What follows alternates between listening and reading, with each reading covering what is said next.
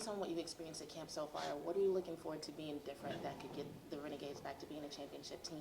Yeah, I think attention to detail is huge. I think that was a big emphasis going into camp this year, is just attention to detail. Everybody do their 111, nothing more, nothing less, and everything else will play itself out.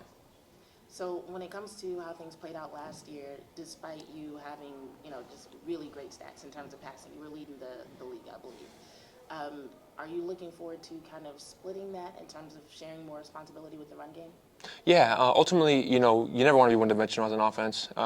So I think we are making an emphasis to run the ball a little bit more, make ourselves two-dimensional and be able to just make more plays down the field offensively and get more explosive runs as well. So I think we're doing a good thing and we're on the right track, and, we'll see what happens here in a few more days to the game. A lot of changes on the O-line. How are you feeling about it? Feel pretty good. I'm excited about our group. You are the king of short answers. What about your receivers? I know your main target is coming back. How are you feeling about that room in general? Yeah, I think we have a great group. We have every single guy that was active last year besides one guy. And we'll see what happens on with the rest of the roster at the receiver position. But yeah, TV, we have Zay, JP, Burnett. We have a lot of great guys. And it's tough because everybody wants the ball at all times, and they're all really good football players. So we got to do a good job spreading it out. Getting them touches early in games, and just having them do their things. And I think it'll be a really good thing. Absolutely. Now, I was reading an article that said that you are the most experienced quarterback in the UFL. Does that have any special significance or meaning to you? I have a lot of experience playing, and I think that, my play can back that up. Just with, being able to adapt on the fly, learn a playbook. If you go back in my career and you watch from, back in 2019, right, and you look at all the lists I've been on of teams to now, it's been a lot. And the majority of the team has all been, hey, you have 2 weeks to learn a playbook, learn it, and then you go play, right? So, and to me, these leagues are super important, especially for the quarterback position, because, again, if you're stuck on like a practice squad and, where you can't really get hit, you can't simulate the rush, you can't get, live bullets besides preseason, it's a phenomenal way for quarterbacks to develop. And I think me playing in all these leagues and actually starting in most of the games that I played in, it's really helped me just develop. And at the end of the day, that's what helped my success, is just reps and development.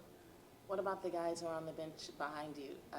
Do you enjoy helping them develop at all, or are y'all close? Oh, yeah, no, they're great guys. Luke and Holton, they're awesome, great people, good football players. They're still young, they're still learning, but, yeah, they do a great job asking questions and, putting their input here and there, so it's been good. Saw you get pretty excited about Luke's deep ball earlier. How do you feel about that? Oh, I was fired up. I was excited. Luke is he's coming out of his shell right now. He's a great football player. Obviously, he's awesome. He's been to 4 national championships, won 2 of them, was a Heisman Division III. He's an awesome player. Just got to get more comfortable, right? When you're young in pro football, it's kind of one of those things where you got to get your feet wet a little bit, get more comfortable in the offense and the system and the speed of the game. And I think he's doing a great job adapting. And what's it like having Day-Day in the backfield with you? He seems like just such a talker, such an energetic Oh, man, you said it perfectly. Just full of energy. That guy, as soon as you walk in a room and you see him, you just smile, right? Like, he's that type of guy. And, again, he's a phenomenal football player, but a great person, too. And we're actually locker buddies, so his locker is next to mine. So he's awesome, and I'm really enjoying this camp with him so far and expect big things from him this year. Thank you. Hey, Luis, Jimmy Jai, D210 Sports. Running back room looks a lot different this year. What have you seen so far from the guys that have you excited for them? Yeah, Day-Day coming back, getting more experience in the offense. KB, experienced NFL veteran, good football player. Then we have Vince, who's, again, he's also just, a two-way player for us. He played a little bit of linebacker, a little bit of running back. Again, big, strong guy that can run the ball. And then we have Ike, who is, kind of a mixture of everything. He can kind of run the ball. He can catch balls out of the backfield, good speed, good vision. They're all great, great football players. So I'm excited to see what we do. You and Bob Stoops have been together for a couple of years now, probably the most experienced duo in the league. What advantages do you see over other teams that have had probably a lot of turnover? Yeah, whenever you're in the same system and you're with the same people that have the same mindset, that always becomes easier, right? Because you talk the same language, you understand each other, you understand what the goal is, you understand one another's mindset, right? Like, we're here to win. Like, we're not here to just mess, like, we're here to win games. Like, the championship season 23, that's the standard every year. And again, just being able to, fine and tune on the details, everybody doing their 111. And once we do that, I think we'll be fine. And what did you think about joint practice today? Excuse me. I know there's been a lot of talk in the college ranks about joint practices and joint spring games benefiting both programs that are participating.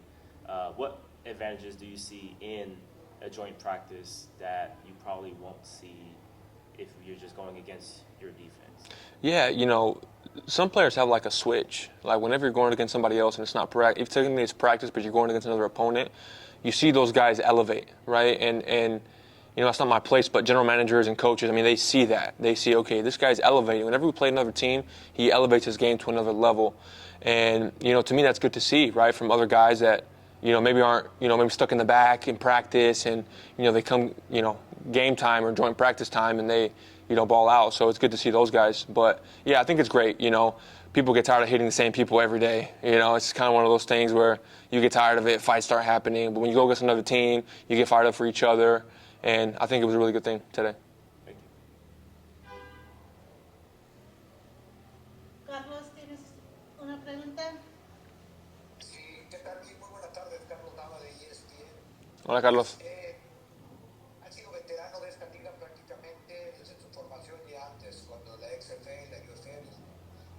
¿Cómo has visto el crecimiento y desarrollo tanto dentro como fuera del campo de juego?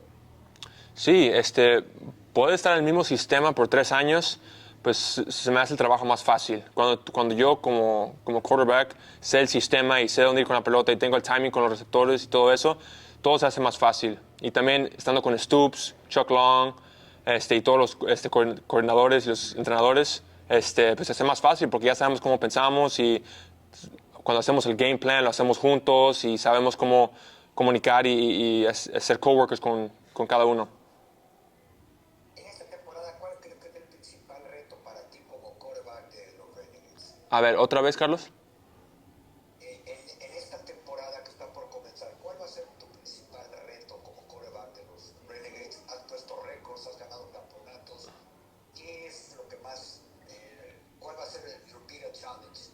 Es decir, Sí, bueno, la meta es ganar el campeonato, pero ahorita lo que tenemos que hacer, que no hicimos el año pasado, son los detalles. En cada los detalles de todas las jugadas. O sea, cada uno que hace su parte, los 11 jugadores que están jugando en el campo, con que hagan su parte, todo va a estar bien. Y el año pasado creo que eso nos faltó un poquito. Cada quien, o sea, no tan enfocados en sus papeles y lo que tienen que hacer. Pero este año va a ser muy diferente porque el enfoque en este campamento es los detalles y hacer los detalles todo el tiempo.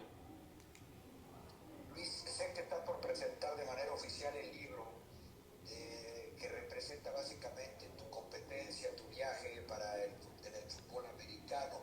¿Podrías platicarnos un poco cómo se dio lo del libro? ¿Qué podemos leer en tu libro y qué esperas del libro?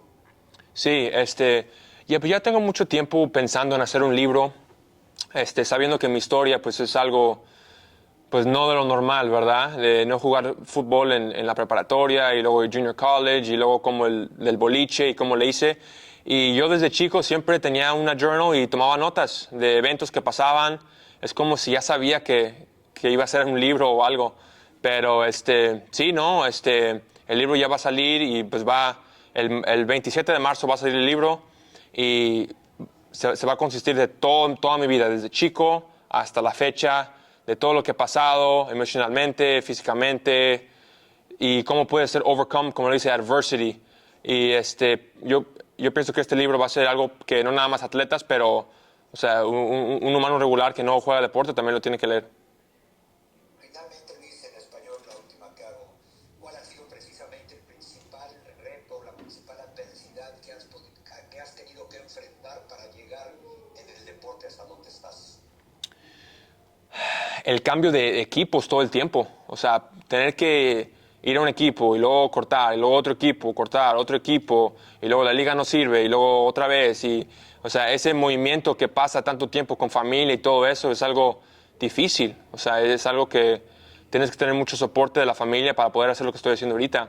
Y soy muy afortunado de mi esposa y mis papás y todos los que están ayudando en este viaje, que me dejan todavía jugar el deporte que me gusta mucho. Muchas gracias, Luis. Nos vemos pronto. Gracias, nos vemos. Yes, how you doing so far? Hey, Alan, how are you? I'm not sure if this question was asked. I just joined in, but I wanted to get your thoughts from one author to another. The Spring King, what was the passion behind that to write that book? Yeah, I just think it'd be a disservice to everyone for my story not to be told. I think it can impact millions of people. If you just go back and just look at my story, right, it's very unique, out of the ordinary, you know, not playing high school football, walking on in junior college, being a professional bowler, then transitioning and learning how to play on YouTube. I mean, it's a very unique story, and I think that it really can push people to go for their dreams, and if they want it bad enough, they'll find a way. And the book is there to motivate, is there to teach, and is there to impact. I mean, there's a lot of things you can learn from that book. I won't get into details, but, you know, my journey, right, people just know the superficial level of the Spring King, right? Kind of, most people know at least, but this book really talks about, like, the details and diving deep in the emotional roller coaster, the how to deal with adversity, the stages of how to go about it, the family, I mean, there's a lot to it. And I think that not only it's a good book to read for athletes, but just everyday, you know, person that doesn't play sports, just how to deal with adversity, how to overcome things, and how to pursue your dreams. So I'm excited for it. March 27th. Yeah, it's going to be a good deal. And the book itself, when did you first come to the idea that, you know what, this is something I want to do? Because I know a book is a process. Yeah, so I kind of had it in the back of my mind for a long time. Again, I journaled as a kid, you know, because I just knew my story was unique. I knew at some point I was going to do something with it. And I knew my story wasn't done at a young age, so I just kept journaling. So it was kind of one of those things where I went back, opened up all those journals, remembered all these events, put it all together. And then, you know, I had a coach, an old coach of mine, call me and say, hey, you know, I know this publishing company, you know, I think it'd be great for you to write a book. So I kind of sat on it for a couple months, and I said, you know what? I don't want to wait until I'm 50 years old to tell my story, right? I want to do it while I'm somewhat relevant, right, playing, and where people might actually read the book and impact from it. So that's when I decided, hey, you know what? The time is now, and, you know, I pulled the trigger and got it done. And Father Luis, how much credit do you give YouTube for your development and where you are right now? Yeah, I mean, it's a great tool. It's a great tool. I mean, you can learn basically anything on YouTube if you search hard enough, whether it's changing a tire, whether it's whatever, fixing anything, you can figure it out if you really want to, you know? So, yeah, I mean, I did that for about 3 or 4 months before I got an actual coach, and, you know, I feel like I developed a lot in those 3 or 4 months, so credit to YouTube. Thank you. Appreciate you. Yep. It's a pleasure. And I do want an autograph copy. You got it. Is your book going to be available on ebook and audiobook? I'm still working on the ebook. I'm still working on that. I think it will be, but I'm still working on that. As of right now, it's going to be, you know, my website and Amazon. Okay. Yeah. Any other questions, guys? I do have one. Hey, Luis, appreciate you taking the time to talk to us today. Yeah.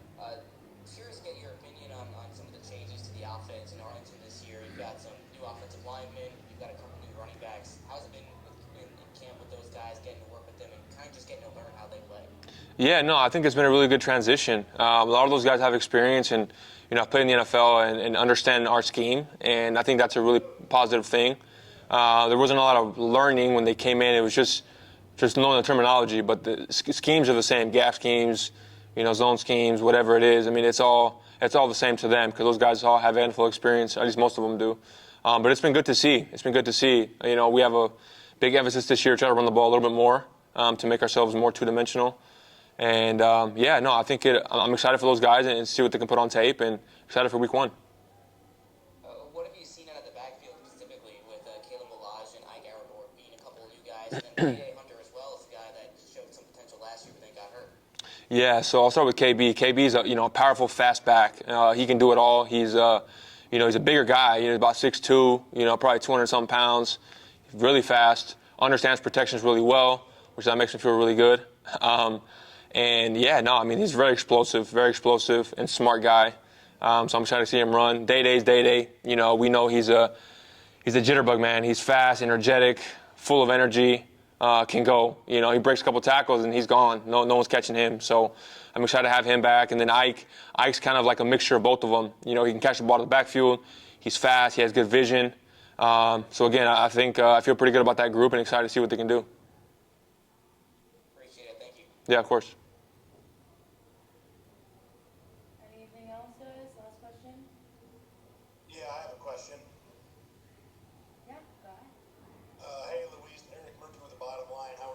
Good. How are you? Very good. I kind of have a relationship with Chuck Long, your offensive coordinator, and I've talked with him on several occasions. Can you talk a little bit about the dynamic that you and him have? He's talked to us a little bit about it, and I kind of like to get your perspective on, what your relationship with Chuck Long is and how you guys kind of operate. Yeah, he's awesome. I mean, he's unbelievable, to be honest. He understands the quarterback position like no other. Obviously all the success he had in college, being the runner-up to Bo Jackson, and in college for the Heisman. I mean, and then obviously his career he had in the NFL. Really smart, really smart. We see the game from the same lens, and that's helped a lot because we see things the same. So when we game plan, we put things together and we bounce ideas off each other, and it's more of a collaborative group effort instead of just kind of like, hey, you get some coaches that are like, hey, this is how we're doing it, this is my way. And he understands, he played quarterback. The plays are only going to be successful if the quarterback is comfortable with the plays. So he does a great job putting me in position to succeed. He's a great play caller, great person. I'm happy to be back with him again.